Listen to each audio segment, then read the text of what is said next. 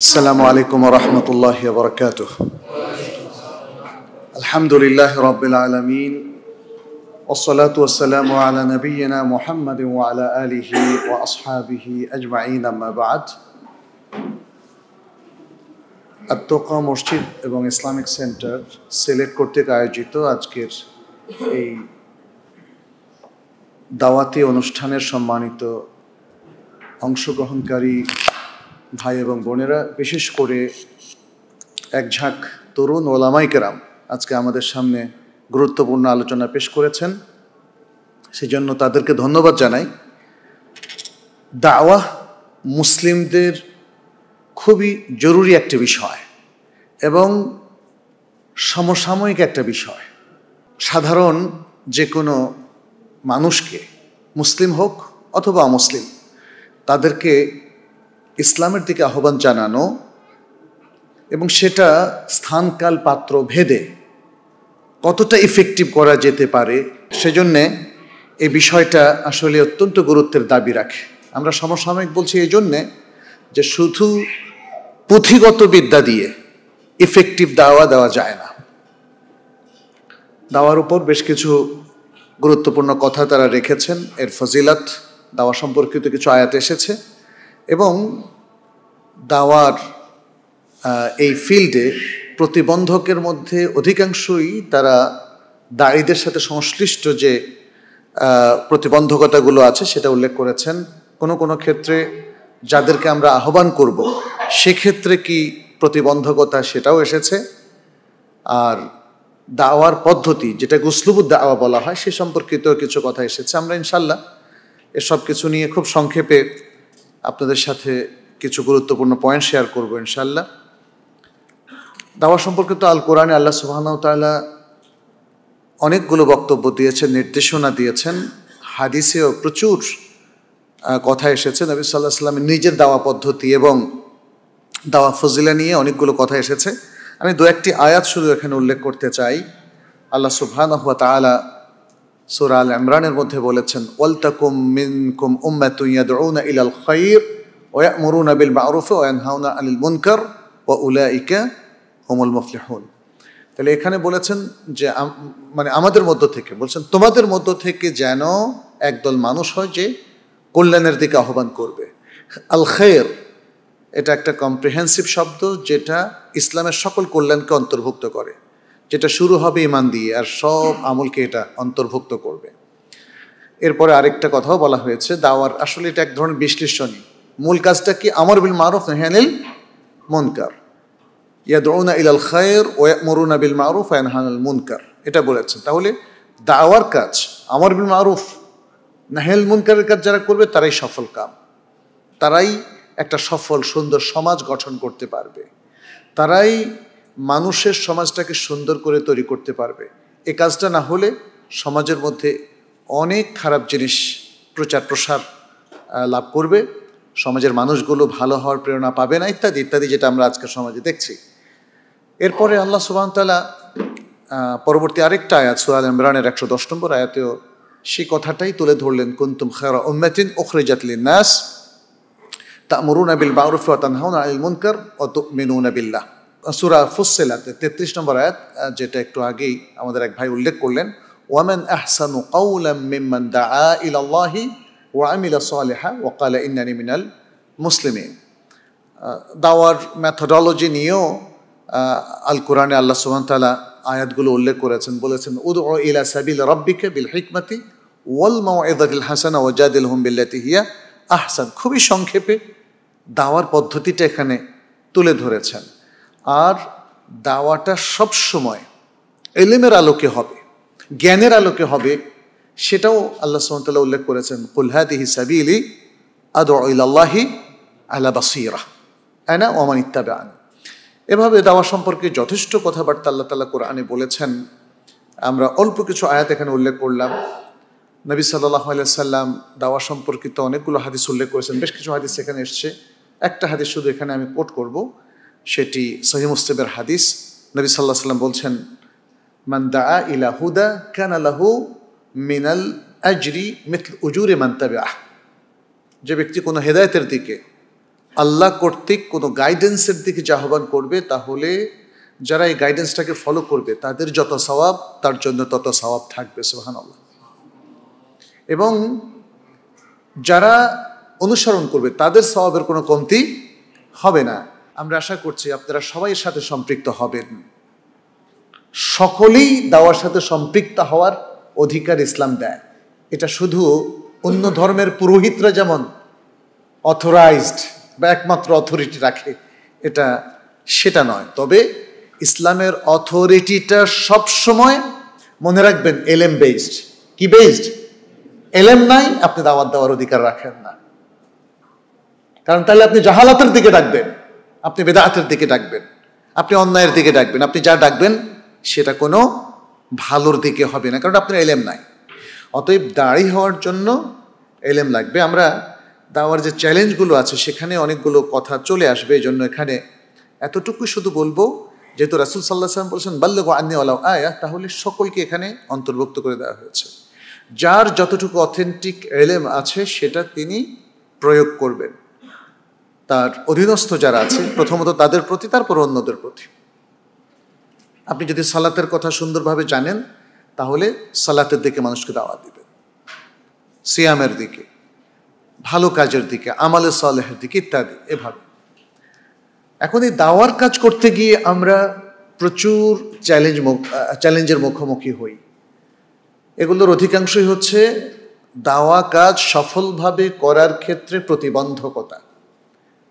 এগুলোকে গবেষকরা দুভাগে বিভক্ত করেছেন। একটা হলো আত-তাহাদ্দিয়াত আদ-দাখিলিয়া, আভ্যন্তরীণ প্রতিবন্ধকতা বা চ্যালেঞ্জ, যেগুলো আমাদের নিজেদের সোসাইটির মধ্যে অথবা যিনি দাওয়াত দিবেন তারও কিছু প্রবলেম, যাকে দাওয়াত দিবেন তারও প্রবলেম, আর আরেকটা হলো দাওয়া ইটসেলফ, দাওয়ার কাজটা কিভাবে আঞ্জাম দিবেন সে সম্পর্কিত কিছু প্রতিবন্ধকতাও আছে। আর আরেকটা হলো আত-তাহাদ্দিয়াত আল-খারিজিয়া, যেটা হলো এক্সটার্নাল চ্যালেঞ্জ অথবা বাহ্যিক প্রতিবন্ধকতা, যেগুলো দাঁড়ির সাথে সম্পর্কিত না। যাকে আহ্বান করা হবে বা যে মানুষদেরকে আহ্বান করা হবে তাদের সাথে সম্পর্কিত না। এগুলো বিভিন্ন বাহ্যিক কারণের সাথে সম্পর্কিত।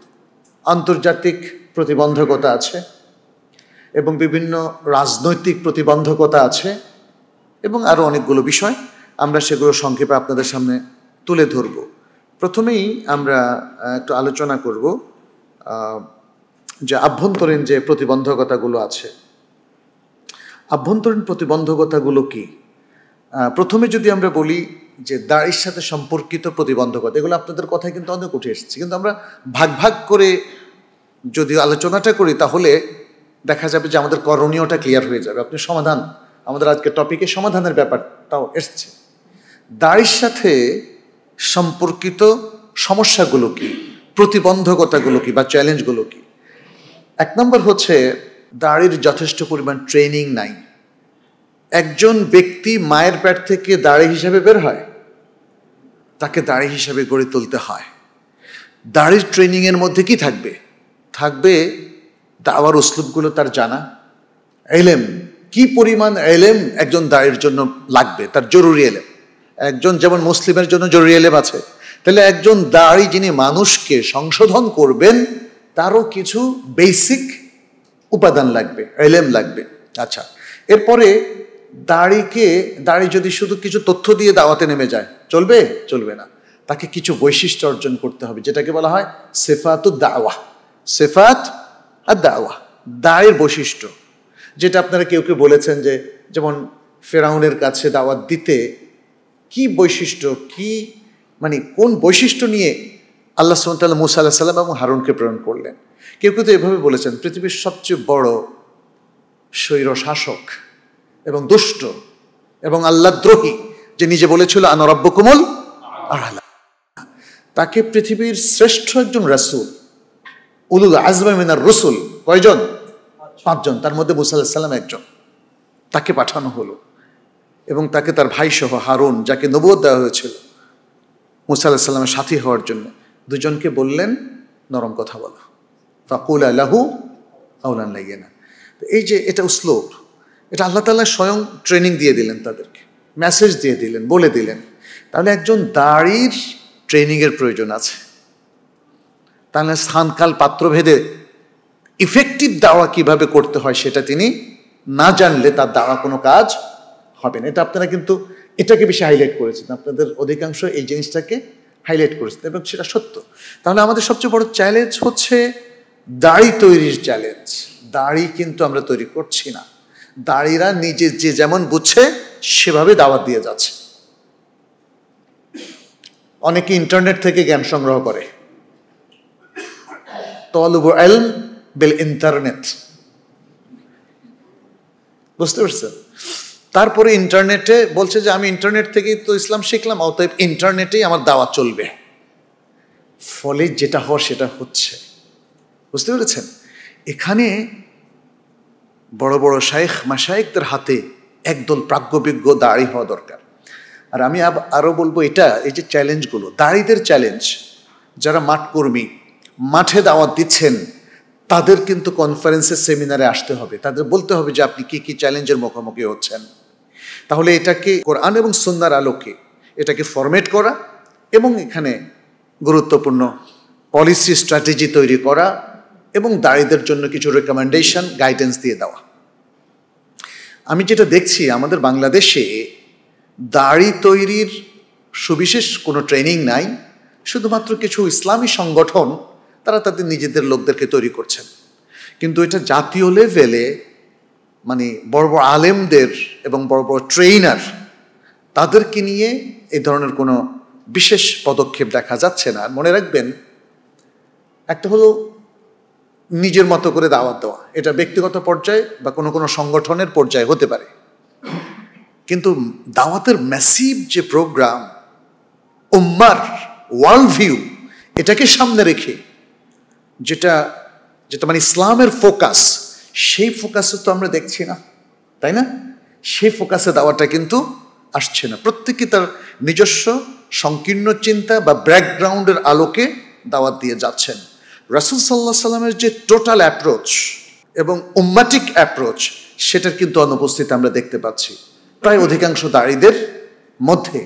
ফলে দাওয়াটা হয়ে যাচ্ছে অনেকটা আপনি যেই মত আর পথ গ্রহণ করছেন। অনেক ভাই এখানে মাযহাবের কথাও বলেছেন। মাযহাব মানে হচ্ছে তার নিজস্ব একটা চিন্তা ভাবনা, কিছু উসুল তারা তৈরি করে নিয়েছেন। তাহলে আপনি যদি প্যাসেজটাকে শুরু করে ফেলেন, তাহলে এখানে কিছু কিন্তু সমস্যা হয়। ইসলাম যতটা উদার, দাওয়াকে ততটা উদার হতে হবে। ইসলাম যতটা ওয়াইড, আপনার দাওয়াকে ততটা ওয়াইড করতে হবে। তাহলে এই বিষয়টা আমরা মনে হয় সবচেয়ে বড় চ্যালেঞ্জ হিসাবে দেখছি, এবং এটার উত্তরণ প্রপার দাওয়া ট্রেনিং। মসজিদগুলোকে এগিয়ে আসতে হবে, তাকওয়া সেন্টারকে এগিয়ে আসতে হবে, এরকম বিভিন্ন সেন্টারকে এগিয়ে আসতে হবে। দ্বিতীয় যেটা, সেটা হচ্ছে দাওয়া অনেকে দিচ্ছেন, আপনাদের কথায়ও এসেছে, নবী আম্বিয়াদের যে দাওয়া, কমন যে মেথড, সেটার কিন্তু অনুপস্থিতি আমরা দেখতে পাচ্ছি। বিশেষ করে নবী সাল্লাল্লাহু আলাইহি সাল্লাম দাওয়া মেথডোলজি, নবী আম্বিয়াদের কমন দাওয়া এবং নবী সাল্লাল্লাহু আলাইহি সাল্লামের কমন দাওয়াটা একটা হাদিস থেকে বোঝা যায়, যেটা বুখারী মুসলিমের হাদিসের মধ্যে এসেছে। নবী সাল্লাল্লাহু আলাইহি সাল্লাম বলছেন, ইয়াসসিরু ওয়ালা তুআসসিরু, বাশশিরু ওয়ালা তুনাফফিরু। কি চমৎকার! এটা কিন্তু মুসা আলাইহিস সালামের ওই কথার সাথে মিলে যায় যেটা আল্লাহ তাআলা তাকে নির্দেশ দিয়েছেন, ফাকুল লাহু কাওলান লাইয়িনা ইয়াসসিরু ওয়ালা তুআসসিরু বাশশিরু ওয়ালা তুনাফফিরু। এখানে মুনশিয়ানার প্রয়োজন আছে। আমি সহজ করে দিব, এখানে বলছে তোমরা সহজ করো, কঠিন করো না। সুসংবাদ দাও, মানুষের মধ্যে ঘৃণা বিদ্বেষ তৈরি করো না। আপনার দাওয়া যদি মানুষকে ভেঙে খান খান করে দেয়, তাহলে তো মুশকিল। আমরা যেটা দেখি যে রাসূল সাল্লাল্লাহু আলাইহি ওয়াসাল্লামের দাওয়া কতটা সফল হয়েছিল। আরব, এই হিজাজের আরবরা ছিল বিভিন্ন গোত্র প্রীতিতে, সংকীর্ণতায়, অনসরিয়া, সাম্প্রদায়িক বিষবাষ্পে এর হানাহানিতে বিভক্ত ছিল না। প্রত্যেকটা গোত্র একটা আরেকটার সাথে কোনো ভালো মিল ছিল না। কিন্তু নবী সাল্লাল্লাহু আলাইহি ওয়াসাল্লামের দাওয়া পাওয়ার পরে এরা মানে কিরকম হয়ে গেল দেখেন।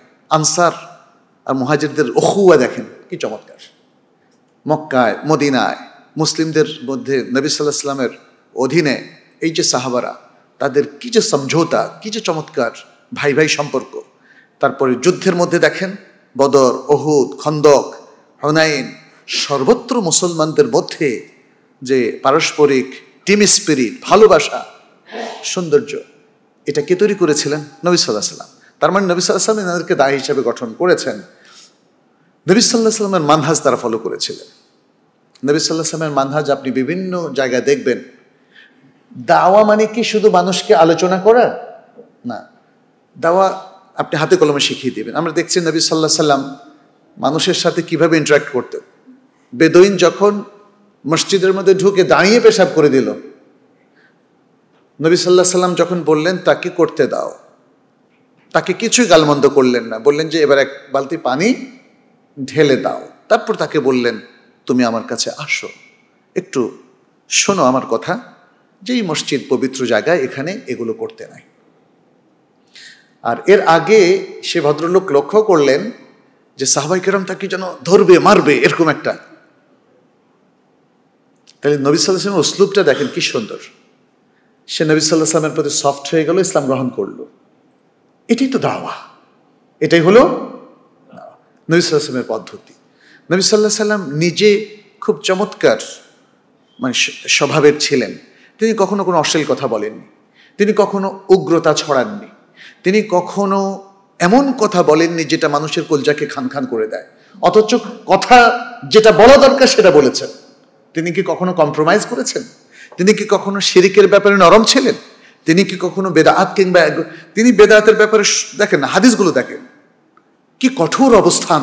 ইয়াকুম ওয়া মুহদাসাতিল উমুর ফাইন্না কুল্লা মুহদাসাতিন বিদআহ ওয়া কুল্লা বিদআতিন দালালাহ ওয়া কুল্লা দালালাতিন ফিন নার।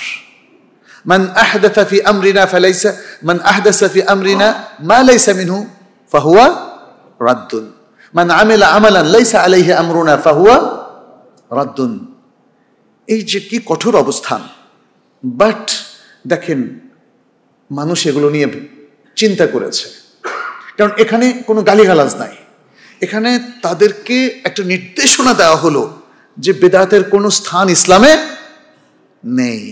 বাস আপনি যদি একজন লোককে দেখেন যে সে কোনো বেদাত করছেন, আপনি তাকে যদি বলেন যে ভাই আপনি তো বেদাতি, এই অ্যাপ্রোচে যদি যান, বা আরেক ওনাকে শুনিয়ে শুনিয়ে বলেন দেখেন দেখেন এই ভাই কিন্তু বেদাতি, এই কথাটা বেদাত কি এটা শুনতে খুব অভ্যস্ত যে তাকে কেউ বেদাতি বলুক, কেউ কিন্তু এটা চায় না। কিন্তু আপনি যদি শিক্ষক হন, শিক্ষক কিন্তু শুনতে অভ্যস্ত, তিনি একজন শিক্ষক। একজন ডাক্তার, সে কি লজ্জাবোধ করে তাকে ডাক্তার পরিচয় দিতে? কখনো নয়। একজন প্রকৌশলী? কখনো নয়। কারণ মানুষ তার প্রফেশনটাকে এক্সপোজ করতে চায়, দেখাতে চায়। কিন্তু বেদাতি এটা একটা আক্রমণাত্মক শব্দ। কাফির, আপনি যদি কোনো খ্রিস্টানকে বলেন এই কাফির এদিকে আসো, অফেন্ডেড হবে না সে? বলেন তো। এবং রাসূল সাল্লাল্লাহু আলাইহি ওয়াসাল্লাম এই জন্যই এই অ্যাপ্রোচে কখনো যান নাই। বুঝতে পেরেছেন? তাহলে নবীদের উসলুবটা বুঝতে হবে। এই উসলুবের মধ্যে হিকমা, প্রজ্ঞার যে কথাটা বলা হয়েছে সেটা খেয়াল রাখতে হবে। এটা কনসিকুয়েন্সটা কি হবে? আপনার এই আচরণ তাকে কি ইসলামের প্রতি আকৃষ্ট করবে নাকি ইসলামের প্রতি বিরাগ ভাজন করবে, এটা জানতে হবে। তাহলে নবীদের আসলে উসলুবটা আমার কাছে মনে হয় আমরা কিন্তু ইগনোর করছি, অনেকে ইগনোর করছি। অথচ এই নবীর উসলুব নিয়েই কিন্তু আমি দাওয়াতটা দিচ্ছি। তাহলে নবীর উসলুবটা কোথায় ইগনোরড হচ্ছে দাওয়াতের ক্ষেত্রে বাংলাদেশের বিভিন্ন প্রেক্ষাপটে, এটা গবেষণার দাবি রাখে, এটা আলোচনার দাবি রাখে। এটা যদি দাঁড়িরা কোনো কনফারেন্সে বসতেন অথবা সেমিনারে বসতেন, তারা এটা বের করতে পারতেন। আজকে তো আমরা আসলে একটা সাধারণ আলোচনা করছি, এটা সেমিনার না, এটা হলো এক ধরনের আলোচনা অনুষ্ঠান যেখানে আমরা হাইলাইটসগুলো শেয়ার করছি।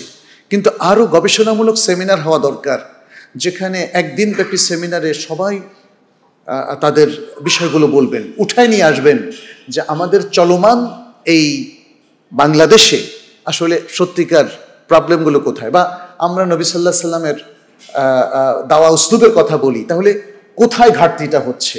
আমরা কি সত্যিকার অর্থে নবী সাল্লাল্লাহু আলাইহি সাল্লাম এবং সকল নবীদের মানহাজ ফলো করছি। এই তৃতীয় যে বিষয়টা, সেটা হচ্ছে যে এটা একটা বড় ধরনের চ্যালেঞ্জ। আমাদের দাঁড়িরা কোনো না কোনোভাবে সমাজ, রাষ্ট্র, প্রশাসন দ্বারা নিয়ন্ত্রিত। এটা একটা বড় ধরনের চ্যালেঞ্জ। যে কথাটা স্বাধীনভাবে বলার কথা সেটা অনেকে বলতে পারছে না, অনেকে বলতে পারছে না। কারণ কথা তো শুধু রাষ্ট্রের বিরুদ্ধে না, কথা তো প্রতিষ্ঠানের বিরুদ্ধে আসতে পারে।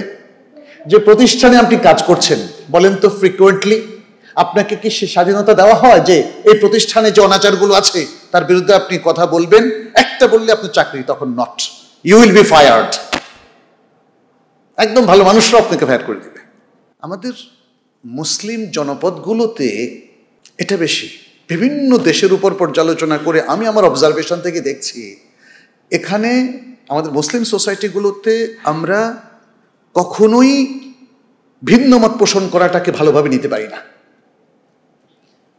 আমার ভুল ধরলে আমি মনে করি এ খারাপ হয়ে গেছে, অথবা আমার প্রতিষ্ঠান থেকে তাকে বিদায় করতে হবে। এই জন্য দেখেন ইমামরা, সরি টু সে, কিছু মনে করবেন না, ইমামরা হক কথা অনেক সময় বলতে পারেন না। মসজিদ কমিটির কত দুর্নীতি হয় বাংলাদেশের বিভিন্ন, এই যে 7 লাখের মতো মসজিদ, ইমামরা কিন্তু তার বিরুদ্ধে কথা বলার ক্ষমতা খুব কম। এমনকি খতিব সাহেবও, অনেক খতিব তো হয়তো তারা বাইরে অন্য ফুল টাইম জব করেন, এখানে খতিব, তিনি কিন্তু বলতে পারেন, তিনি বলতে পারেন। তবে অনেক খতিব বলতে মানে পারার সাহসও তার আছে, বলেন না, কারণ খেতাবত্তা আবার চলে যেতে পারে। একটা ভালো খতিব তিনি, তাই না, সেটা চলে যেতে পারে। তাইলে বুঝতে পারছেন তো। আবার অনেক সময় আমাদের পুলিশ প্রশাসন অথবা আমাদের সরকারি প্রশাসন নানাভাবে আমাদের ইমাম, খতিব, ধর্মীয় ব্যক্তিত্বদেরকে, দায়ীদেরকে নিয়ন্ত্রণ করার চেষ্টা করে। দেখবেন যে এটা আমি দেখেছি গত অনেক কয়েক বছর, বিভিন্ন মসজিদে পুলিশের পোশাকে লোক বাইরে অবস্থান করে, বিভিন্ন গোয়েন্দা সংস্থার লোকেরা মসজিদে অবস্থান করে এবং আয়সা বলে আমি অমুক জায়গা থেকে, সরকারি অমুক এজেন্সি থেকে এসেছি। ইমাম সাহেব, খতিব সাহেবকে বলে।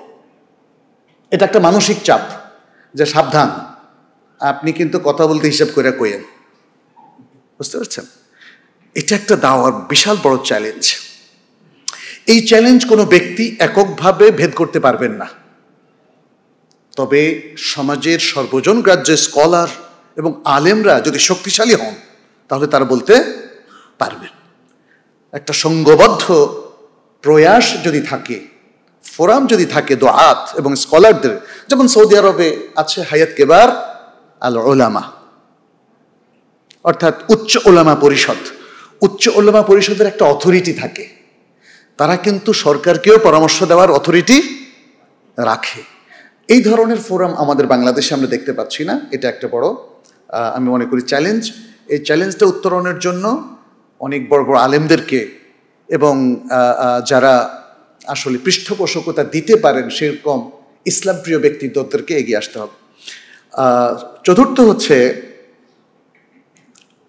দাওয়ার বিভিন্ন যে উসলুব, পদ্ধতি, এই পদ্ধতিগত ত্রুটি আছে অনেক আমাদের, এবং আধুনিক যে টেকনোলজি, এই টেকনোলজিটা অনেকে ব্যবহার করতে পারেন না। আপনি যেমন ধরেন অনলাইনে দাওয়া, অনলাইনে দাওয়ার পদ্ধতিটা আসলে কি? আমাদের অনেকে শুধু মনে করেন যে ফেসবুক বেসড, কিন্তু আসলে তো শুধু ফেসবুক না, তো অনলাইনে আরও কত কিছু আছে। আমরা কিছু কিছু আরব শায়েখদেরকে দেখি, তারা অনলাইনে খুব অ্যাক্টিভ। অনেক শায়েখ, বড় বড় শায়েখ, শেখ সুলাইমান রোহাইলি আছেন, ডক্টর আব্দুর রাজ্জাক আল বাদার আছেন, এরকম আরও অনেকেই আছেন। তো দেখা যাচ্ছে যে অনলাইনে প্রপারলি মানুষের কাছে পৌঁছার দ্রুততম সময় পদ্ধতিও আছে, এটা অনেক দায়ীদের জানা নেই। আবার অনেক দায়ীরা অনলাইনে বুলিংয়ের শিকার হচ্ছেন। তাহলে সতর্কতার সাথে আমরা কিভাবে কাজ করব, এটাও একটা গবেষণার দাবি রাখে, এটাও গবেষণার দাবি রাখে। তাহলে একজন দায়ীর জন্য অনলাইন অ্যাক্টিভিটিস সুন্দরভাবে আঞ্জাম দেওয়ার আসলে পরামর্শগুলো কি, গাইডলাইনগুলো কি, তাই না? এই জিনিসগুলো আসলে আমাদের দাওয়া হিসাবে, দাওয়ার মধ্যে আসে না। আর আরেকটা হচ্ছে আধুনিক টেকনোলজি আমরা কিভাবে ব্যবহার করব সে বিষয়ে আমার মনে হয় প্রত্যেক হয়তো অনেক ব্যক্তিগত পর্যায়ে সবাই চেষ্টা করে। আপনি যেমন ধরেন বুস্টিং করবেন কোনো একটা দাওয়াতি বিষয়, কোনটা বুস্টিং করবেন, কিভাবে করবেন, এখানেও দেখছি এখানে এমনকি আমি মনে করি কিছু কিছু ক্ষেত্রে অনেক ক্ষেত্রে আমাদেরও ভালো ধারণা নেই।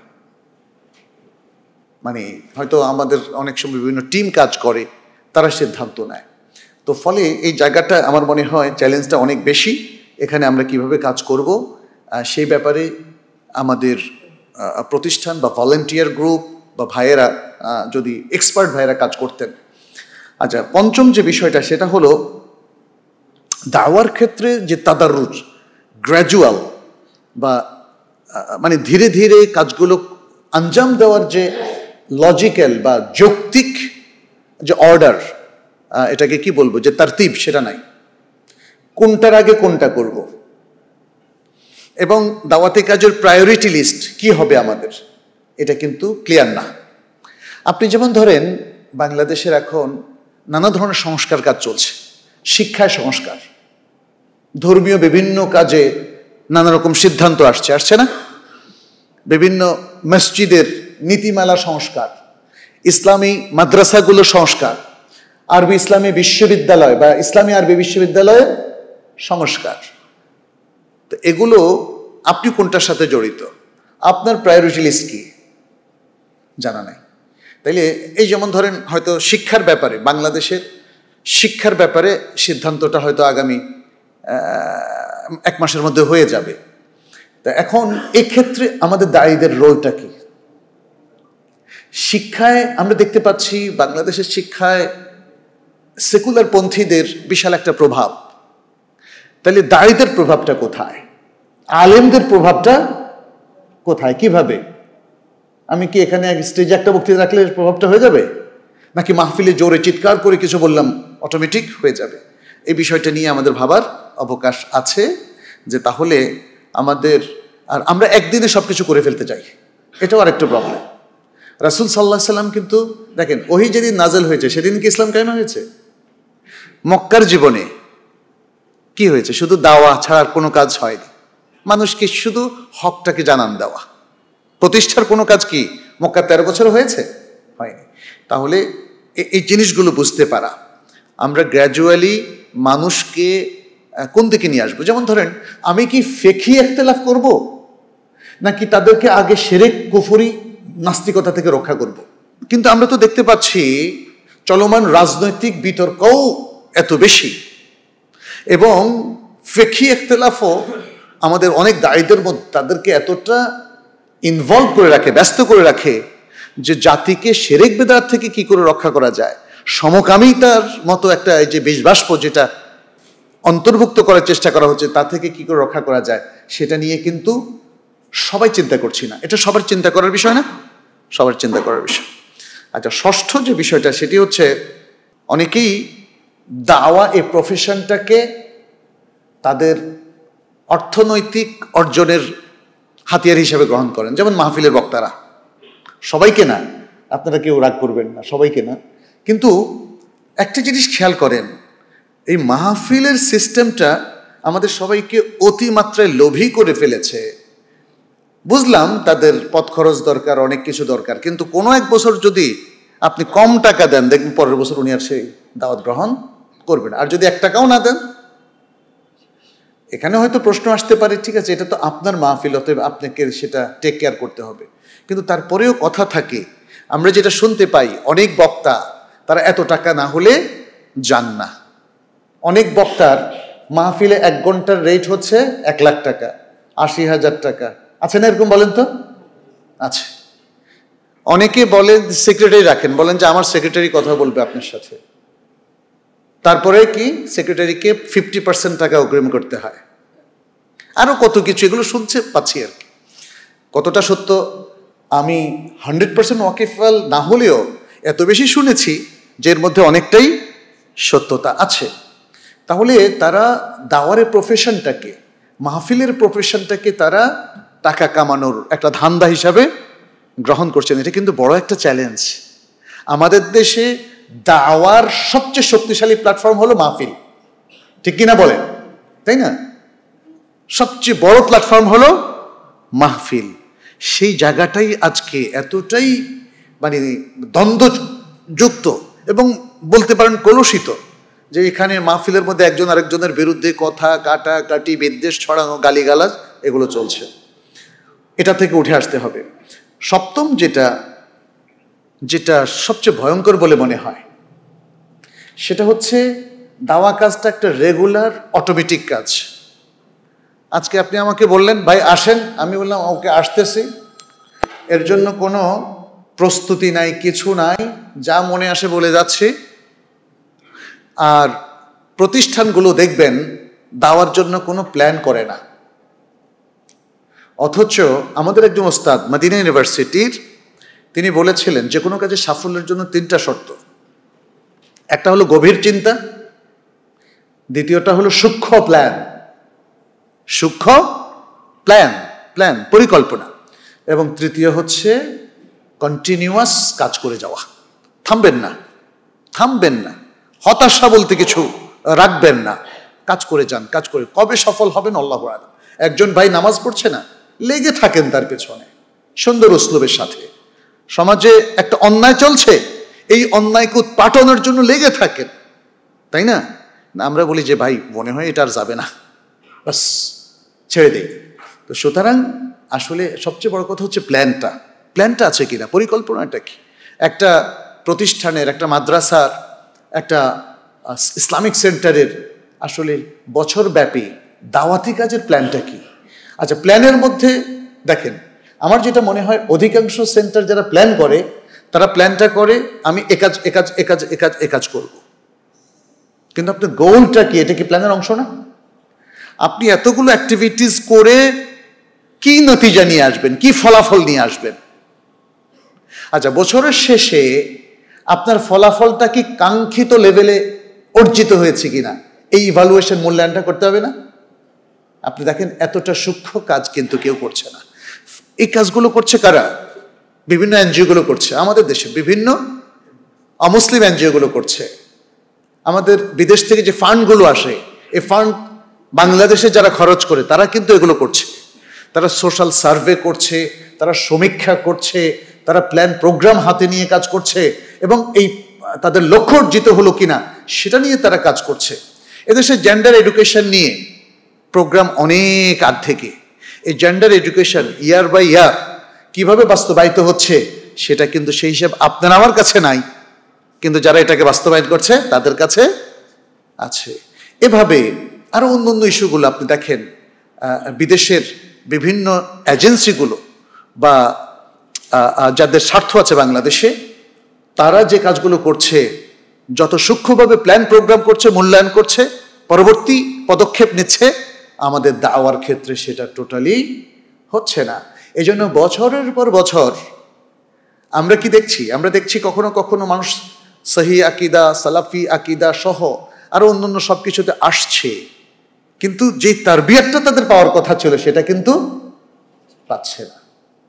আজকে আমরা একটা বড় ধরনের আরেকটা চ্যালেঞ্জের মুখোমুখি হচ্ছি। একই আকিদার মানুষ একে অপরের বিরুদ্ধে লেগে যাচ্ছে, লাগছে কিনা বলেন?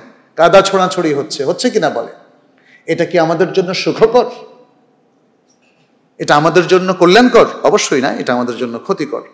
সুতরাং যে চ্যালেঞ্জটা আমরা এখানে দেখতে পাচ্ছি সেটা হচ্ছে, আমরা কোনো প্ল্যান প্রোগ্রাম ছাড়া হঠাৎ করে যেভাবে ইচ্ছা একটা অ্যাকশন প্ল্যান করে কাজ নেমে যাচ্ছি, এর সাথে আরও যে বিষয়গুলো দরকার সেটা আমরা করতে পারছি না। আচ্ছা, দ্বিতীয় হচ্ছে আমাদের যে মাদউ, যাদেরকে আমরা আহ্বান করছি, তাদের সাথে কিছু চ্যালেঞ্জ আছে।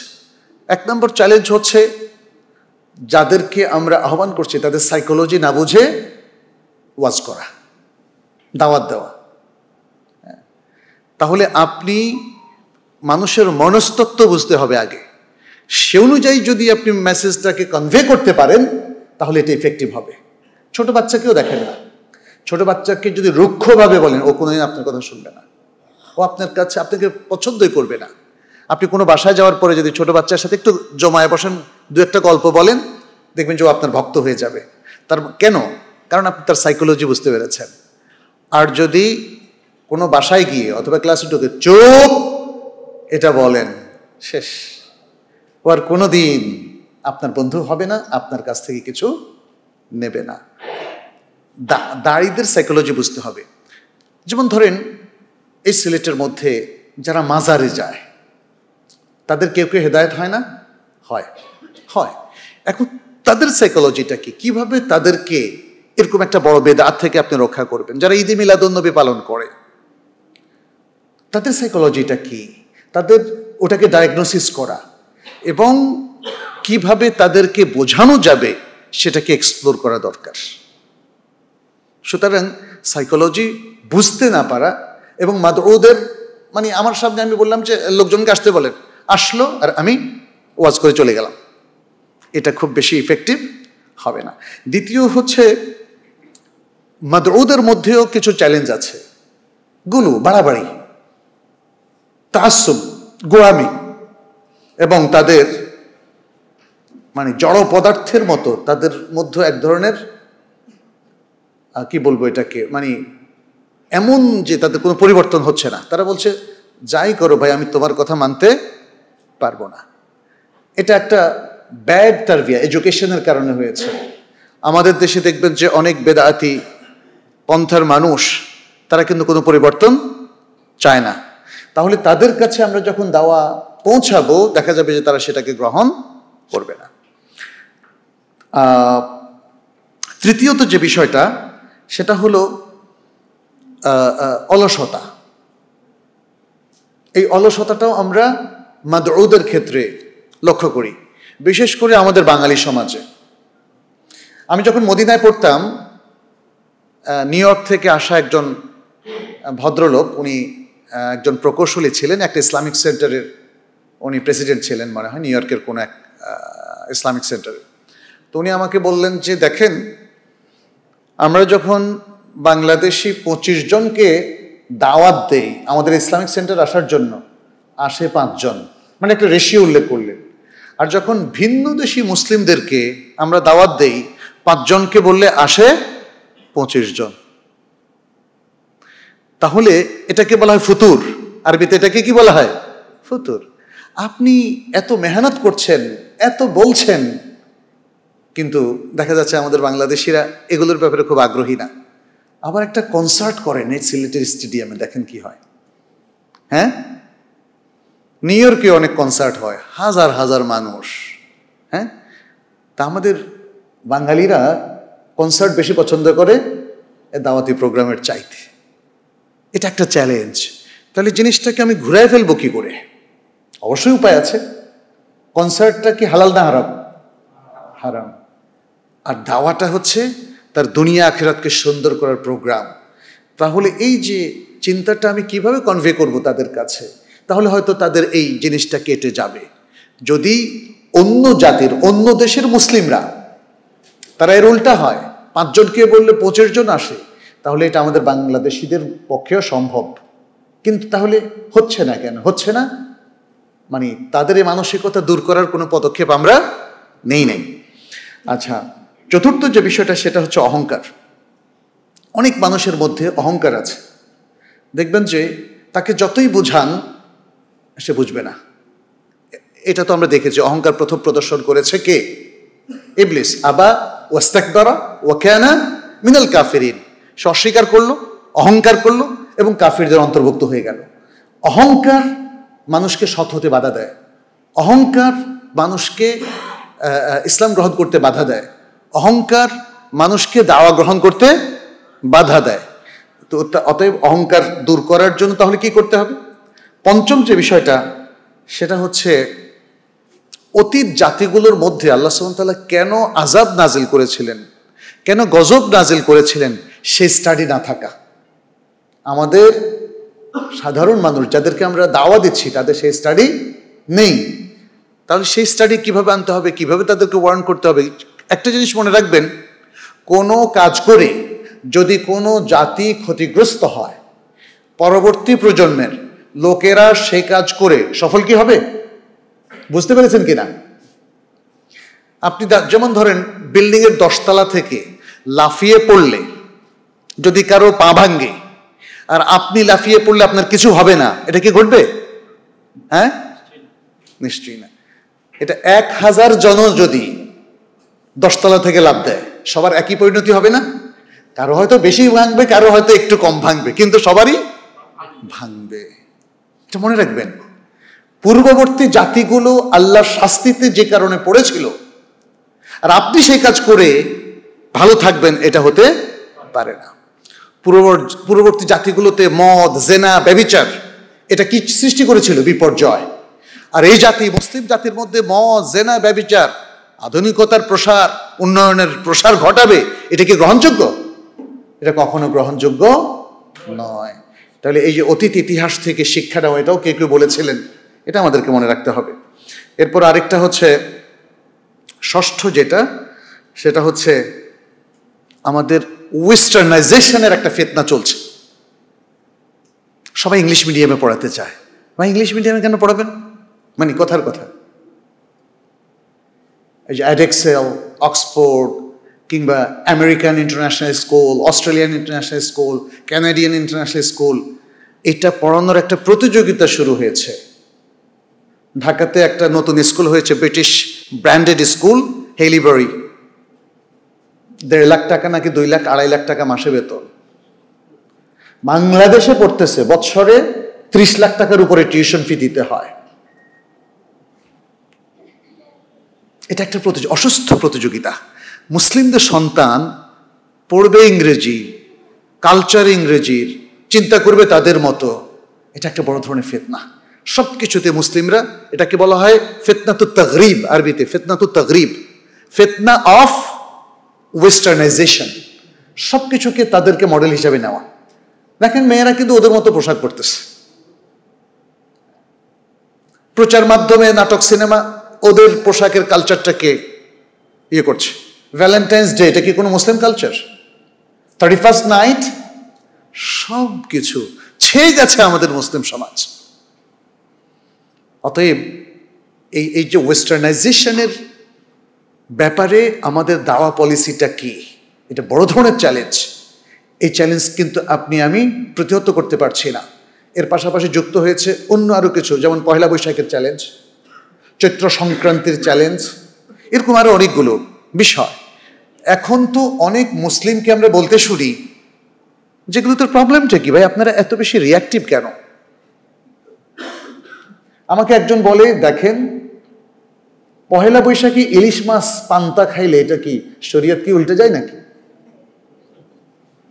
বুঝতে পেরেছেন? মানে মানুষ এগুলোকে এখন পজিটিভলি নেওয়া শুরু করেছে। আমি কয়েক বছর আগে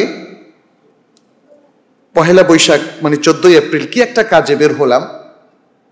সাধারণত বের হই না, তখন ঢাকা ইউনিভার্সিটির পাশ দিয়ে যাচ্ছি, তখন দেখলাম যে অনেক বোরকা পরা মহিলা, তারা বের হয়েছে বোরকা পরেই, বাট তাদের বাচ্চাদের এখানে পতাকা আঁকা, হ্যাঁ, তারপর আরো কত কিছু আঁকা, উল্কি আঁকা, সব কিছু। তো দেখলাম যে রিলিজিয়াস ফ্যামিলিগুলো পর্যন্ত আক্রান্ত হয়ে গেছে ফিতনা দ্বারা। এগুলো একটা বড় বড় চ্যালেঞ্জ। এগুলো হচ্ছে আমাদের, যাদেরকে আমরা আহ্বান করব তাদের সম্পর্কিত মোট 6টা চ্যালেঞ্জের কথা বললাম। এবার বলি যে সংক্ষেপে আমাদের বাহ্যিক যে চ্যালেঞ্জগুলো আছে বা প্রতিবন্ধকতাগুলো আছে, সেগুলো নিয়ে একটু কথা বলি। এটাকে 2 ভাগে ভাগ করা যায়। একটা হলো আউলেমা অথবা আউলামা, দুটাই বলা যায়। এটাকে ইংরেজিতে বলা হয় গ্লোবালাইজেশন। এই গ্লোবালাইজেশন কিন্তু এটা এক ধরনের ওয়েস্টার্নাইজেশন, এটা ইসলামাইজেশন না। অথচ ইসলাম যদি গ্লোবালি খুব সূক্ষ্মভাবে দাঁড়িল আল্লাহর দ্বারা প্রচারিত হলো, তাহলে আমাদের ইসলামিক গ্লোবালাইজেশন এটা আমাদের জন্য প্লাস পয়েন্ট হতো। বাট এটা হয়েছে এখন ওয়েস্টার্নাইজেশন। প্রচার মাধ্যমগুলো কারা হাতে? আমাদের কৃষ্টি কালচারগুলো কারা দখল করে বসে আছে? সে আরব দেশগুলো থেকে আরম্ভ করে সমস্ত মুসলিম দেশে প্রচার মাধ্যমগুলো একচেটিয়া ভাবে প্রভাব বিস্তার করেছে না, বলেন তো? যখন বিশ্বকাপ ফুটবল চালু হয় অথবা বিশ্বকাপ ক্রিকেট, দেখেন আপনার সব জেলা শহর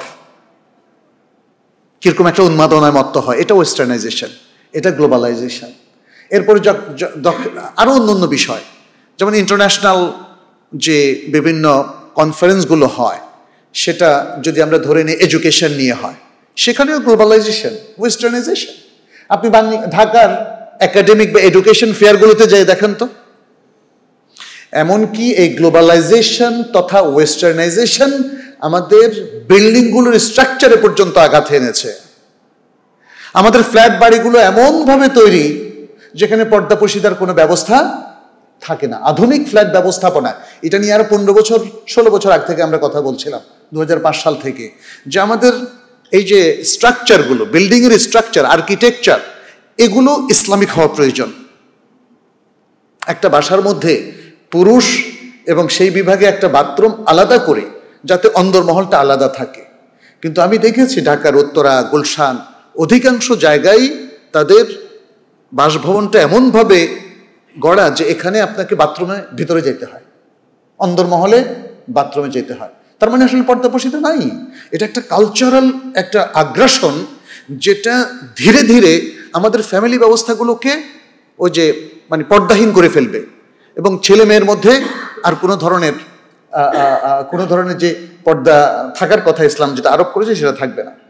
আচ্ছা, এটা হলো আউলামা। আউলামার মধ্যে যেই প্রথম যে একটা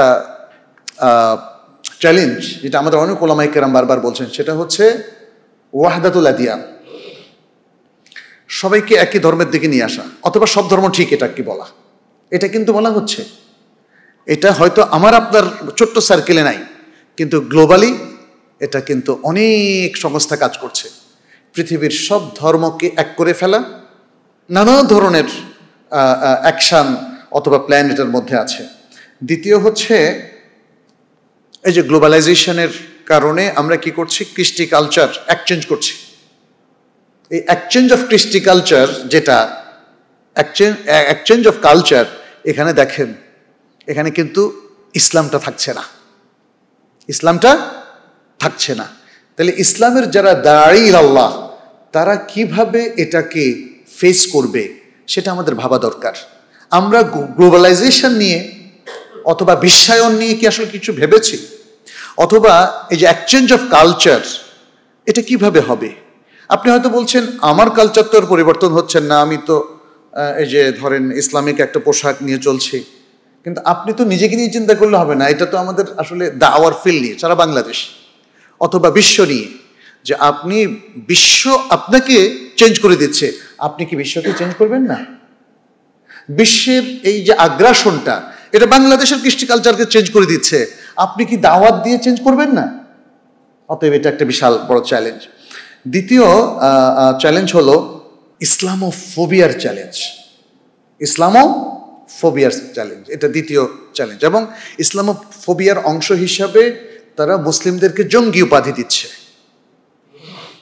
ইসলামকে ইরহাব বলছে,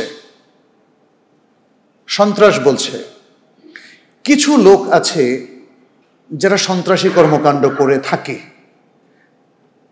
আপনি যদি গ্লোবালি এই ইনসিডেন্টগুলো, ইভেন্টগুলো হিসাব করেন, তাহলে দেখবেন সন্ত্রাসী কর্মকাণ্ড মুসলিম সন্ত্রাসীর চাইতে খ্রিস্টান সন্ত্রাসীরা বেশি করে।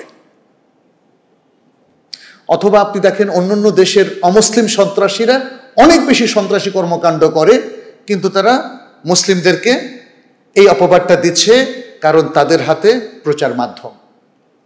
দ্বিতীয়ত হচ্ছে, আপনি দেখেন পৃথিবীর সবচেয়ে বড় সন্ত্রাস করছে কিন্তু ইহুদিরা।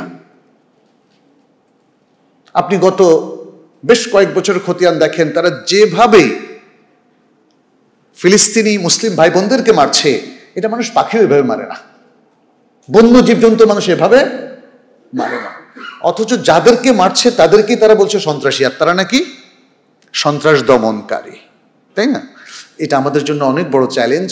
প্রচার মাধ্যমগুলো এতই শক্তিশালী, আমাদের মতো দেশেও আমরা দেখতে পাচ্ছি যে এই যে জঙ্গি দমনের নামে কত কিছু হলো, সত্যিকার অর্থে এগুলো আমাদের সামনে আসেনি।